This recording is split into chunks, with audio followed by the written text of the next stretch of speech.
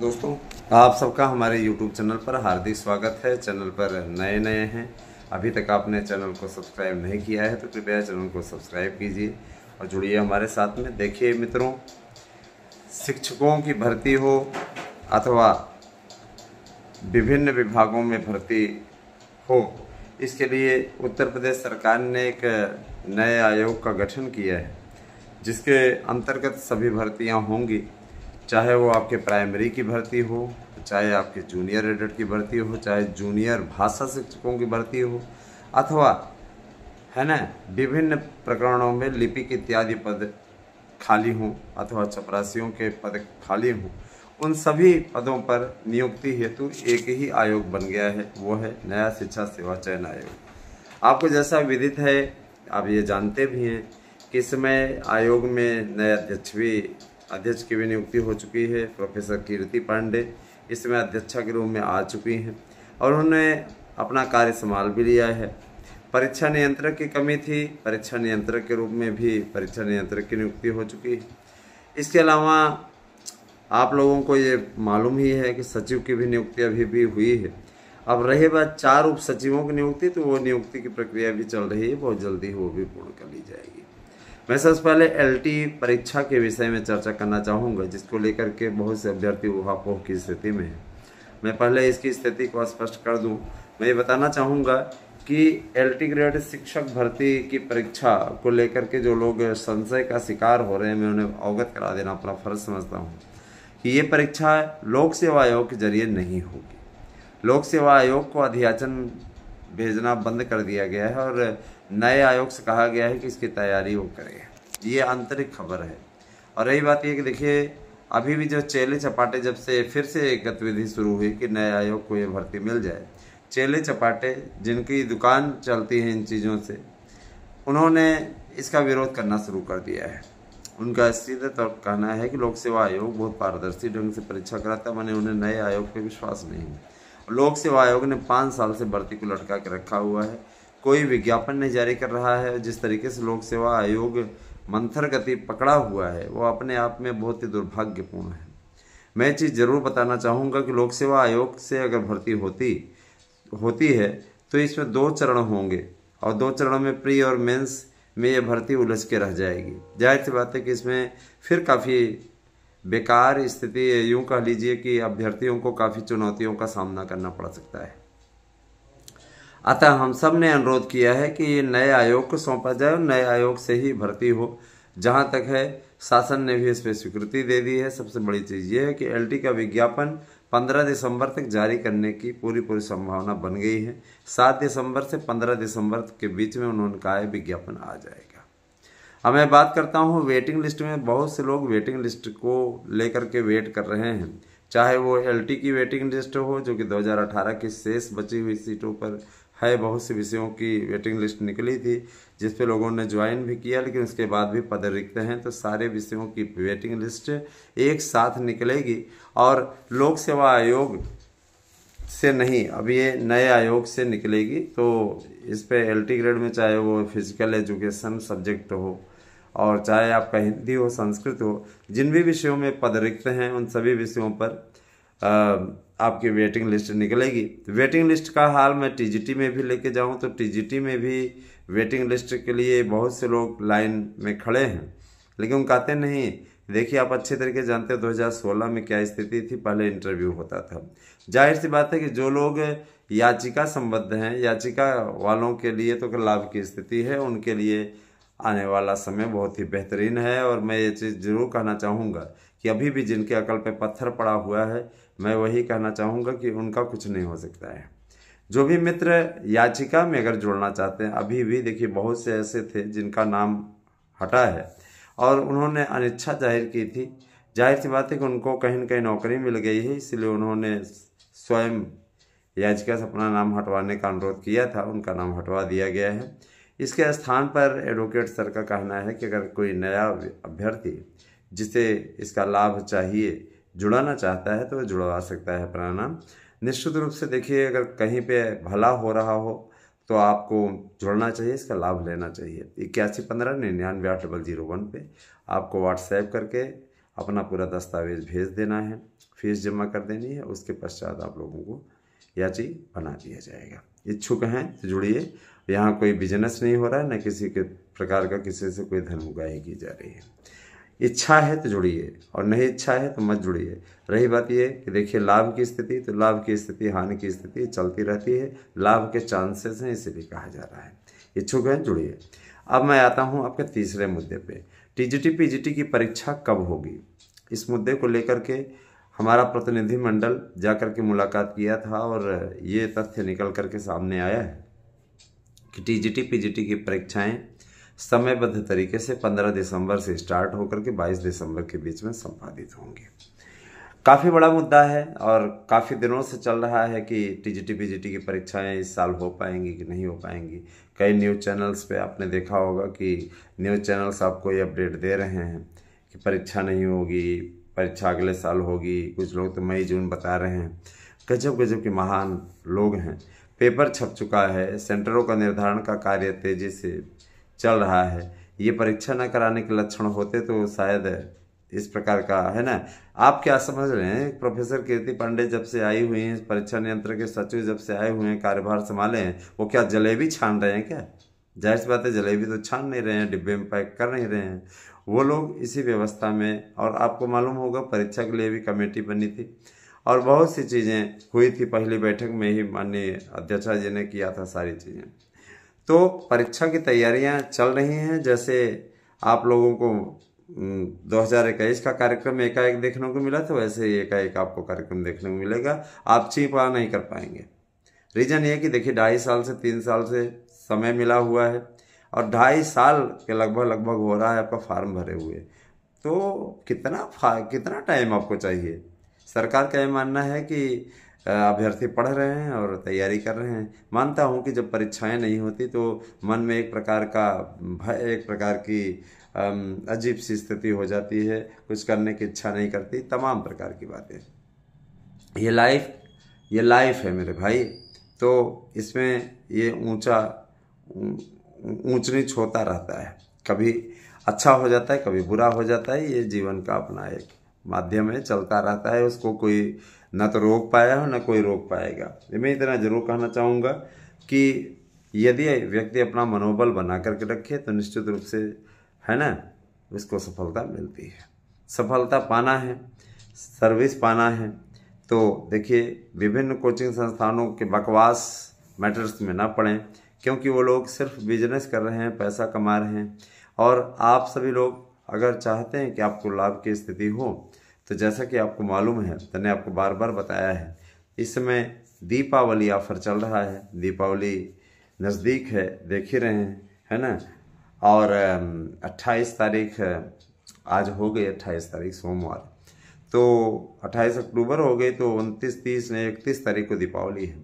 तो आप सभी से मेरी गुजारिश है कि ज़्यादा से ज़्यादा संख्या में हमारे यहाँ जैसे और मित्रवर्ग, जैसे और भाई नोट्स ले रहे हैं, आप लोग भी उस नोट्स को अवश्य लें और अपने जीवन को सफल बनाएं। अगर आप चाहते हैं सक्सेस होना तो प्लीज़ मैं आपसे रिक्वेस्ट करता हूं कि हमारे नोट्स को लीजिए। ये नोट्स पैसा कमाने का माध्यम नहीं है। बहुत से लोगों के पास पैसा कमाने का माध्यम रहता है, लेकिन मैं आपको ये बताना चाहता हूँ, मैं सरकारी नौकरी में हूँ और मैं कतई नहीं चाहता कि किसी का कोई पैसा उगाही वाला कार्य हमारे चैनल द्वारा नहीं किया जाता। मैं सिर्फ ये करना चाहता हूँ कि कोचिंग संस्थान में आप एडमिशन लेने के लिए जाएंगे, 4 से 5 हज़ार रुपये आप खर्चा करेंगे और आपको 2ym दर्जे की क्लासेस मिलेंगी। उन क्लासेस का कोई अर्थ नहीं होता है, उन्हें सिर्फ अपना कोर्स कंप्लीट करना रहता है। कोर्स कंप्लीट करके नया बैच शुरू करना रहता है। इस बाबत तो तब तक तो आपसे बड़े प्यार से बात करेंगे जब तक कि आप उनके पास फीस जमा नहीं करते हैं। जैसे फीस जमा करेंगे उनकी भाषा ही बदल जाती है। तो मैं ये बताना चाहूँगा कि ऐसे लोगों से सावधान रहने की आवश्यकता है। ऐसे लोग सिर्फ और सिर्फ आपको बेवकूफ़ बनाने का काम कर रहे हैं। कोचिंग संस्थानों में एडमिशन कतई न लें। कोचिंग संस्थान सिर्फ और सिर्फ कोचिंग संस्थान हमसे क्यों चिढ़े रहते हैं? क्योंकि उन्होंने कई बार हमें ऑफर भी दिया कि आप हमारे साथ आ जाइए, हम आपके नोट्स को हाथों हाथ खरीदने को तैयार हैं और हमारे माध्यम से आप समझौता कर लीजिए। और समझौता करके आप क्या करिए, जा करके आप सेल करवाइए अपना नोट्स। जो कमीशन बने है ना, ब्रांडिंग हम कर देते हैं, तमाम प्रकार की चीज़ें हो जाएंगी। आप हमारे कोचिंग का भी नाम लें। हमने कहा ऐसी बात है, मैं जहाँ हूँ संतुष्ट हूँ, मुझे आप लोगों की कोचिंग की आवश्यकता नहीं है और न ही आपके कोचिंग से मेरा कोई लेना लादना है ना। मैंने आप लोगों को पहले बताया है कि मार्गदर्शन अकादमी नाम से मेरी कोचिंग संस्था पहले चलती थी। मैं सिर्फ परीक्षा के समय में कोचिंग संस्था चलाता हूँ और वर्तमान में वो इसमें सक्रिय हो चुकी है। आप है ना, जो लोकल पार्टी हैं यहाँ के रहने वाले, वो लोग उसमें जा सकते हैं। फिलहाल मैं तो भाई वहाँ नहीं पार्टिसिपेट कर पा रहा हूँ क्योंकि लखनऊ में पोस्टिंग है मेरी, तो नहीं हो पाता है। लेकिन मैं इतना ज़रूर कहना चाहता हूँ कि जो भी मेरे मित्र इस दिशा में तेज़ी से बढ़ना चाहते हैं तो वो इस दिशा में आगे बढ़ सकते हैं। चाहे तो वहाँ पे अपना जा कर के एडमिशन लेकर के पढ़ सकते हैं। फिलहाल मैं यही आपसे कहूँगा, कोचिंग करने की अपेक्षा आप हमारे यहाँ के शानदार नोट्स लें और कोचिंग में आपको 3000 फीस पड़ेगी और वहीं आप आकर के सिर्फ नोट्स ले लीजिए तो आपको हम उपलब्ध करा रहे हैं 1000 में, और वो भी 2 नोट्स, OMR सीट 150 और 150 OMR सीट और प्रैक्टिस सेट पेपर, प्रश्न बैंक लेने जाएंगे कहीं बुक स्टॉल पे। इससे ज़्यादा आप पैसा दे के आएंगे, कूड़ा कबाड़ खरीद के आएंगे और उससे आपको कोई बेनिफिट नहीं मिलने वाला। ये आपकी इच्छा है कि आप करना चाहते कि नहीं। दोस्तों बहुत दिनों से, और हाँ, फीस जमा करने के लिए भी आपको कहीं दूर जाने की जरूरत नहीं। 8115998001 मेरे व्हाट्सएप नंबर के साथ साथ ये मेरा गूगल पे नंबर भी है। बहुत से मित्र ऐसे हैं जो पूछते हैं याचिका के संबंध में पूछना है। अरे आप लोगों ने कभी सुध नहीं ली और अब आपका होश आ रहा है तो आप लोगों से बता दिया गया सारी चीज़ें। व्हाट्सएप नंबर है, उसी पे आप वार्तालाप कर लीजिए। बहुत अपेक्षित होगा तो आपके पास कॉल किया जाएगा। सीधा तरह बोल रहे हैं। जैसा कि आपको मालूम है दोस्तों कि TGT PGT की परीक्षाएं 15 दिसंबर से 22 दिसंबर के बीच में होने की स्थिति है। 7 दिसंबर को बताया गया है कि आपका नया विज्ञापन भी आ जाएगा। वेबसाइट तैयार करने का काम चल रहा है। नया विज्ञापन नई शर्तों पर आएगा। 18 साल से लेकर 60 साल तक आवेदन आप कर पाएंगे। काफ़ी अच्छी स्थिति है और यही हम चाहते हैं कि नया आयोग ही LT ग्रेड की भर्ती भी कराए, जिससे कि LT ग्रेड की भर्ती में किसी प्रकार कोई समस्या ना हो, 60 साल तक लोग आवेदन कर पाएँ। LT ग्रेड यदि लोक सेवा आयोग कराता है तो 40 साल करेगा। आप तो अच्छी तरीके मालूम है। कई ऐसे मित्र हैं हमारे जो कि ओवर एज हो चुके हैं बेचारे। जिस समय फार्म भरे थे उस समय उनके पास 5 साल का शानदार टाइम था 18 में। आज की स्थिति है कि ओवर एज हो चुके हैं और मन मशोस के रह जा रहे हैं। हमने कहा परेशान मत होइए, इसके लिए हम प्रयास कर रहे हैं। वन विभाग में हजारों पद खाली हैं। 1 लाख पदों पर उत्तर प्रदेश सरकार भर्ती करने जा रही है। सिपाहियों की 40,000 पदों पर भर्ती फिर से होने जा रही है और साथ ही साथ जो पेपर हुआ है उसका कट ऑफ मेरिट और रिजल्ट जल्दी ही जारी होने वाला है। उत्तर प्रदेश सरकार की कानून व्यवस्था पर बहुत ही उंगली उठाई जा रही है पूर्ववर्ती सरकार के द्वारा, अखिलेश यादव के द्वारा।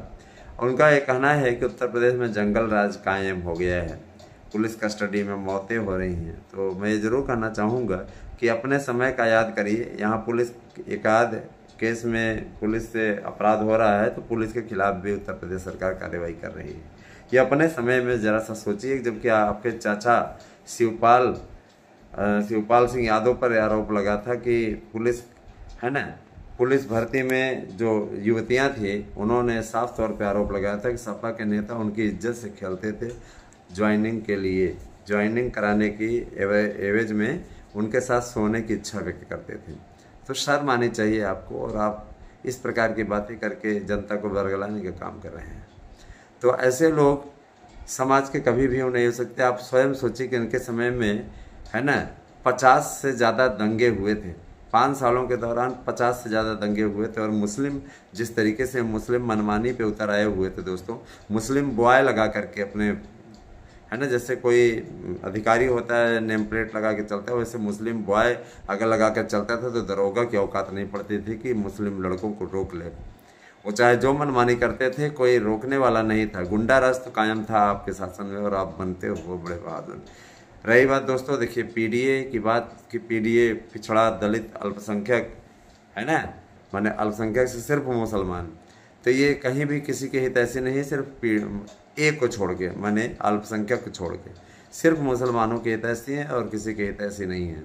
जो समझदार है ऐसे लोगों का बाइकाट करता है। आप स्वतः देख लीजिए कि इनको वोट देने वाले जिता करके भी इनको आगे नहीं ले जा पाए, क्योंकि देखिए 35-36 सीटें है ना, जीत लेने से कोई प्रधानमंत्री नहीं बन जाता, उसके लिए 272 का आंकड़ा चाहिए होता है, जो कि इस जन्म में तो अखिलेश यादव के लिए संभव नहीं है ना इस जन्म में तो संभव नहीं है। तो ये सारी चीज़ें हैं दोस्तों। मैं इतना ज़रूर कहना चाहूँगा कि यहाँ दलगत भावना से ऊपर उठ करके कार्य किया जाता है, लेकिन जब कुछ मुद्दे ऐसे उठते हैं जिनमें इस प्रकार की बातें उठती हैं तो उस पर जवाब देना हम सबका भी कर्तव्य बन जाता है। तो आप ये निश्चिंत रहिए, इसके लिए आप लोगों को मैं ज़रूर कहना चाहूँगा कि भर्तियाँ आपके समयबद्ध तरीके से पूर्ण होंगी। हमारा नोट्स अगर आपको चाहिए तो आप 8115998001 पे व्हाट्सएप करके अपना एड्रेस पिन कोड से भेज सकते हैं। मैं आपसे एक आग्रह और करूँगा कि आप लोग कृपया चैनल को ज़्यादा से ज़्यादा सब्सक्राइब कराइए और कीजिए, वीडियो को लाइक, शेयर, और प्लीज़ आप लोग जब चैनल सब्सक्राइब करें तो बेल अवश्य प्रेस कर दें, जिससे कि जो भी हम वीडियो डालें उसका नोटिफिकेशन आप तक पहुंच जाए। कैसी लगी वीडियो? लास्ट तक वीडियो देखने के लिए आपका बहुत बहुत धन्यवाद दोस्तों। आप सभी दिन शुभ हो। उत्तर प्रदेश में जब से सरकार बनी है, 2017 में जब चुनाव हुआ, उसके पूर्व का समय आप लोग दोस्तों याद कीजिएगा। उस समय का समय और वर्तमान समय का समय आप लोग ज़रूर इसका तालमेल देखिएगा। मैं आप लोगों को बताना चाहूँगा, उस समय उत्तर प्रदेश में जब समाजवादी पार्टी की सरकार थी, 2012 में बनी थी, गुंडे इस तरीके से सक्रिय हो गए थे, किसी का घर लूट लेना, किसी को भी गोली मार देना उनके लिए एक आम बात हो गई थी। मुस्लिम दंगे आप लोगों ने देखा था, मुजफ्फरनगर से लेकर के है ना, पश्चिमी यूपी से लेकर के उत्तरी पूर्वी यूपी तक हर जगह ये स्थितियां थी, है ना, कि दंगे ही दंगे हो रहे थे, बेकसूर मारे जा रहे थे। और ये मत भूलिएगा, उस समय नगर विकास मंत्री आजम खान था, तो आजम खान के समय में कुंभ मेले में भगदड़ हुई थी, और ये भगदड़ हुई नहीं थी, इन लोगों के द्वारा कराई गई थी ताकि ज़्यादा से ज़्यादा संख्या में हिंदू मारे जाएं। इन लोगों ने ये भगदड़ जाकर के वहाँ पे रेलवे स्टेशन पे भी कराई थी, वहाँ पे भी बहुत से लोग मारे गए, उनकी लाशें तक नहीं मिली, उनकी लाशों को गंगा जी में दबवा दिया गया, है ना। और उस दंगे को मत भूलिएगा जो मुजफ्फरपुर में हुआ था, कितना भयंकर दंगा था, वो आप लोगों ने देखा ही था, है ना।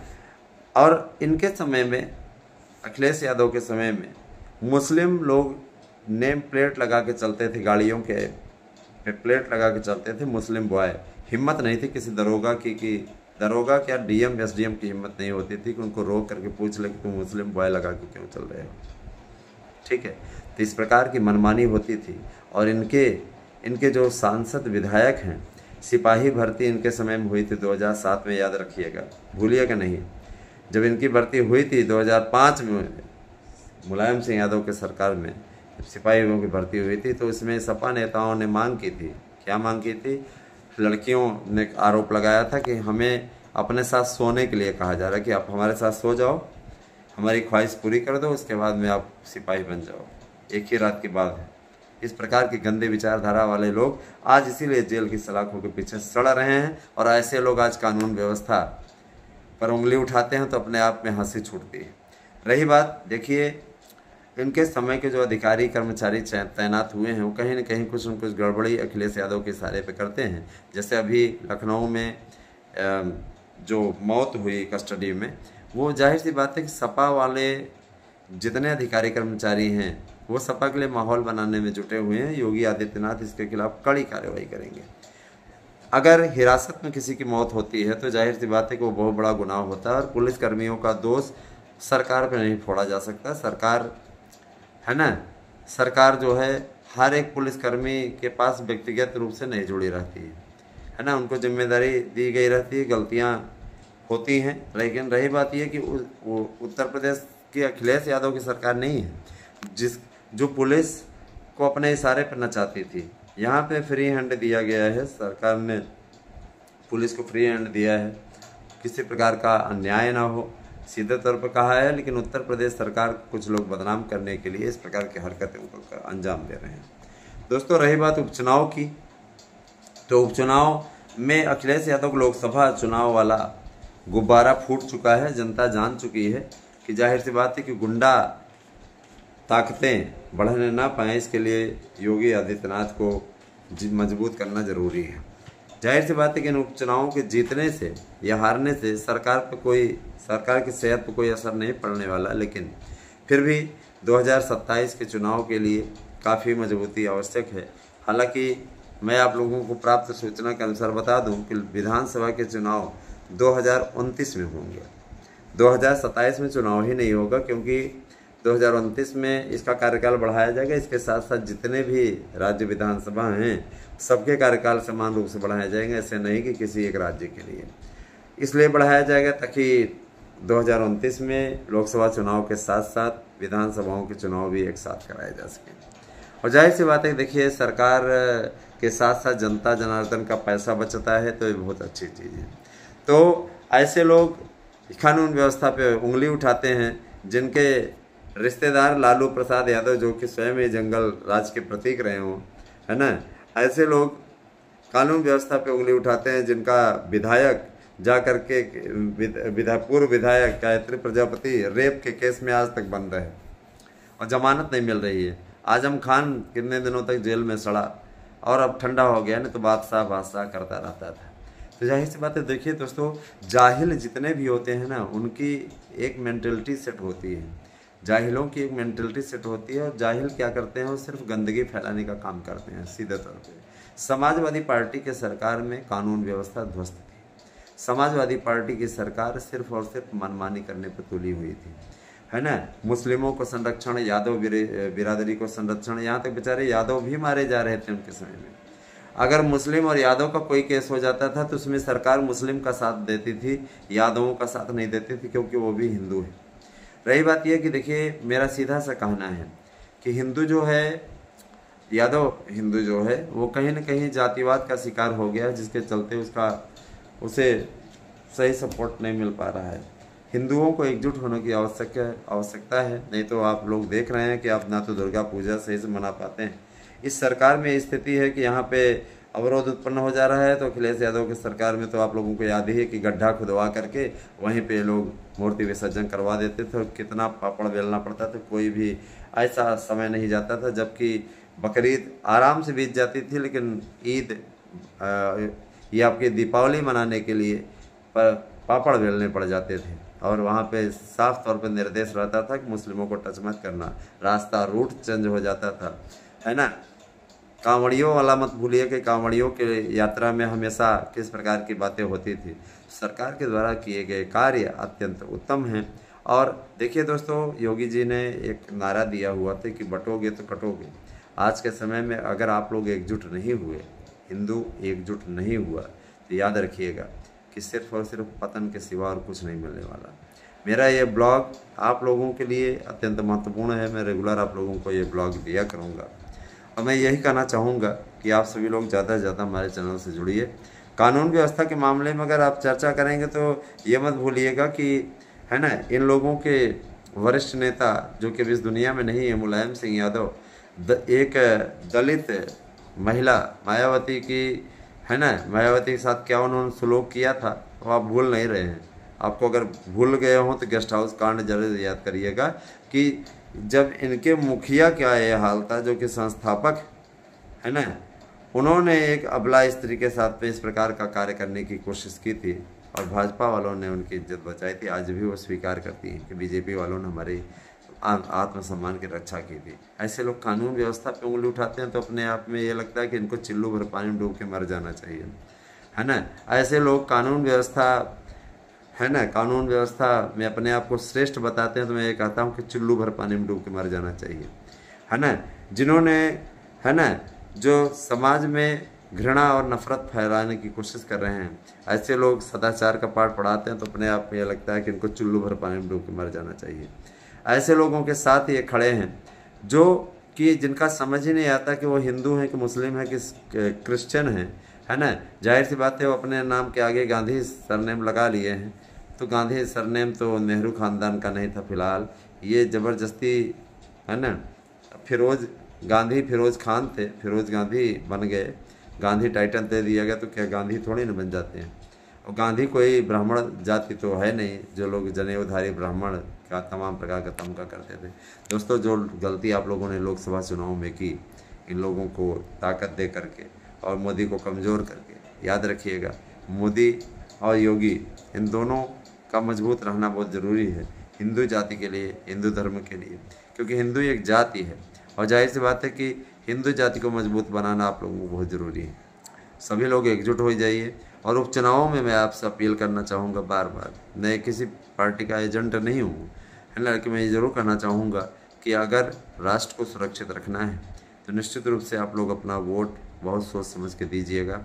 हिंदू हैं, हिंदुओं के हित की बात करने वाली पार्टी को ही वोट दीजिएगा। पीडीए एक छलावा है, एक भ्रम है जो कि उत्तर प्रदेश की पूर्ववर्ती सरकार के मुखिया अखिलेश यादव के द्वारा फैलाया गया मकड़ जाल है।